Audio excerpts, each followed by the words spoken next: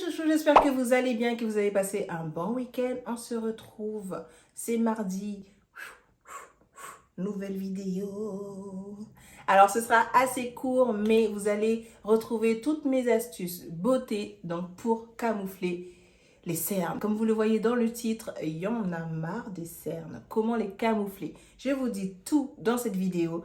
N'hésitez pas à mettre un j'aime parce que ça fait toujours plaisir et je vous souhaite un bon visionnage. Chica, chica, chica, chica, chica, chica, boom. Chica, chica, chica, chica, chica, chica, boom. C'est parti, nous allons commencer par corriger les cernes. Pas les camoufler, mais les corriger. Avec la palette correctrice de chez MAC, c'est une palette correcteur et anti-cerne. Donc vous avez les anti-cernes NC45, NW45, NC50 et NW55. L'orangé et la couleur ocre pour vraiment corriger cette tache d'hyperpigmentation ou les cernes assez foncées. Je vais appliquer mon correcteur orangé avec mon pinceau plat de chez Morphe. C'est le M224. Pourquoi ce pinceau? Parce qu'il a des poils synthétiques, donc je ne vais absolument pas abîmer mon pinceau. Il est fait pour ça, pour appliquer des textures crémeuses et pas des fards à paupières poudreux. J'en prélève un tout petit peu.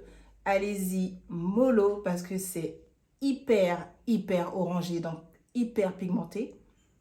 Et vous tapotez et non pas étirer. D'accord? Vous tapotez en douceur. En douceur.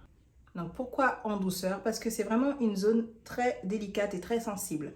La partie, la zone là autour de l'œil, la peau est très fine, plus fine que sur la joue où la peau est beaucoup plus épaisse. À ce niveau-là, la peau est très fine, donc la peau est très sensible. Allez-y avec parcimonie et surtout des tapotements très doux.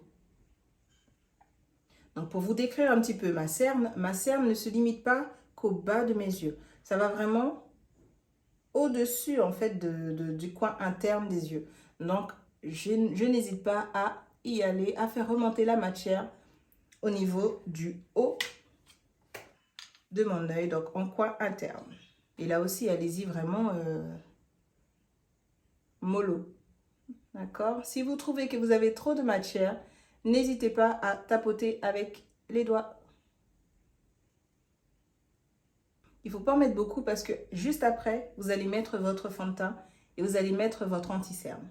Pourquoi j'applique le correcteur maintenant? C'est un correcteur très pigmenté. Si je le mets juste après le fond de teint, même l'anti-cerne ne pourra pas le camoufler. Voilà, c'est parti, je fais l'autre côté. Alors, maintenant que j'ai appliqué mon correcteur sur mes cernes, je vais appliquer mon fond de teint.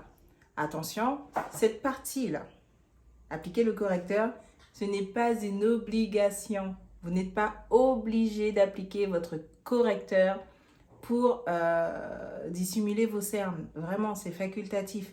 Surtout si vous avez un fond de teint hyper couvrant, ce n'est pas nécessaire. Mais il y a des fonds de teint très naturels et des anti-cernes aussi qui ne sont pas assez couvrants. Et donc, du coup, au milieu de la journée, vous vous retrouvez avec des traces et des cernes voyantes malgré l'anti-cerne et malgré le fond de teint.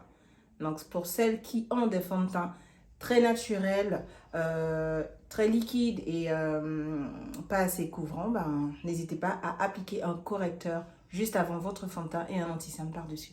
Allez, c'est parti pour le fond de teint. Le fond de teint est appliqué. Maintenant, je passe à l'anti-cerne NC50 de chez MAC. Cet anti-cerne de chez MAC a une tenue de 24 heures. Il est assez couvrant, modulable. Donc, je trouve que ça fait vraiment l'affaire. Ce n'est pas forcément mon préféré. Mon anti-cerne préféré, c'est celui de chez Fenty Beauty, mais j'en ai plus. Mais celui qui passe après, c'est vraiment celui de chez MAC. Donc, vous pouvez également le trouver en boutique ou si vous n'avez pas de boutique MAC chez vous, vous pouvez carrément l'acheter en ligne. Je vous mettrai le lien en barre d'information. Donc, je l'applique juste ici. Donc, au niveau du coin interne, la partie inférieure de mes yeux, donc pour camoufler les cernes, mais également à ce niveau-là pour en fait réveiller et donner du relief à mon visage. Donc, j'en profite. Hop, je le mets également de ce côté. Comme vous pouvez le voir, je ne fais pas le triangle, là, je ne vais pas jusqu'ici. Quand je vais estamper la matière, je vais étirer vers l'extérieur. Et je vais estamper la matière avec un pinceau également de chez Morphe. C'est le... que je retrouve le nom... Enfin, pas le nom. Ah, il n'y a pas de numéro. Mais en tout cas, c'est un pinceau blender. Fluffy, donc un pinceau poudre, justement pour vraiment estamper l'anti-cerne, estamper la poudre fixatrice que je mettrai juste après. Voilà, qui vient de chez Morphe.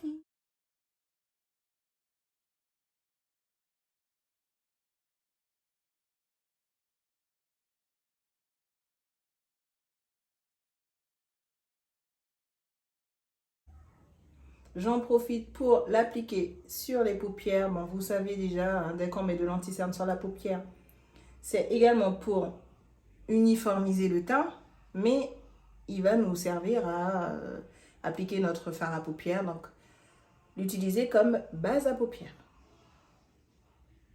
Voilà, vous avez vu, donc j'ai commencé à ce niveau-là, puis j'ai étiré vers l'extérieur.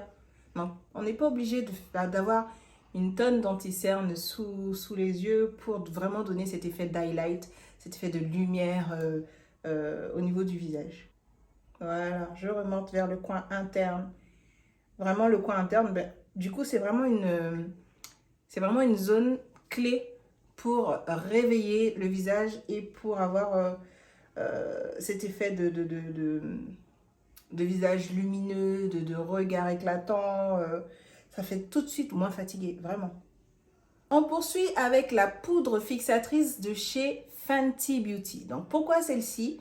Alors, écoutez, c'est ma poudre fixatrice, pas préférée parce que je préfère la Sacha, que j'ai beaucoup de mal à retrouver. Donc, si vous savez où trouver la Sacha, à part sur le site internet, dites-le moi en commentaire parce que je galère. C'est une galère incroyable pour retrouver la poudre fixatrice de chez Sacha. Du coup, je fais avec la Fenty Beauty. Elle est super légère et déjà, bon, rien qu'à l'odeur, je pense que vous allez l'aimer. Pour celles qui n'ont pas essayé, try it. C'est vraiment une perle. Je l'adore parce qu'elle est légère. La poudre est hyper fine. Et puis, on a quand même un bon contenu, quoi. Il y en a pour notre argent, vraiment. Et puis, c'est Fenty, quoi. C'est Fenty. La boss Riri, elle a tout donné, donc voilà. Et donc, c'est vraiment ma deuxième poudre fixatrice préférée après la Sacha. Donc, je vais l'appliquer avec le même pinceau de chez Morphe. Et j'en prends légèrement. Donc, je ne vais absolument pas faire de baking. Tout ce qu'on veut, c'est vraiment un résultat naturel. Donc, je viens balayer sous l'œil avec ma poudre. Si vous avez de l'excédent, vous tapez votre pinceau et je viens balayer pour vraiment avoir quelque chose de très léger. Ça n'assèche pas le contour des yeux parce que c'est hyper léger. Je n'ai pas fait mon baking.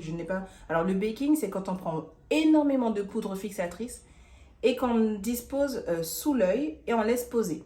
C'est ça le baking en fait. On laisse cuire entre guillemets la poudre et l'anti-cerne et du coup ça va vraiment donner un effet pas de... Comment expliquer ça? En fait, vous avez beaucoup plus de matière sous les yeux et ça tient beaucoup plus longtemps. Mais ça, je ne vous le conseille pas forcément pour tous les jours. C'est vraiment pour, par exemple, des shootings photos ou sur scène ou autre. Enfin voilà, c'est vraiment pour des grosses occasions. Et en shooting photo, vous devez vraiment mettre le paquet en maquillage pour dissimuler toutes les imperfections et autres. Mais là, franchement, pour tous les jours, non. Balayez avec votre poudre. On veut du léger, on veut du maquillage, mais que ça reste quand même pas subtil, mais qu'on se dise ouh, elle est belle aujourd'hui, elle est fraîche, elle n'a pas l'air fatiguée et tout, voilà. Donc, on balaie, on ne fait pas de baking, you know. Et voilà, la vidéo touche à sa fin. Dites-moi si ça vous a plu. N'hésitez pas à mettre un petit like, ça fait toujours plaisir. N'hésitez pas à vous abonner si ce n'est pas encore fait. Et on se dit à mardi prochain. Gros bisous!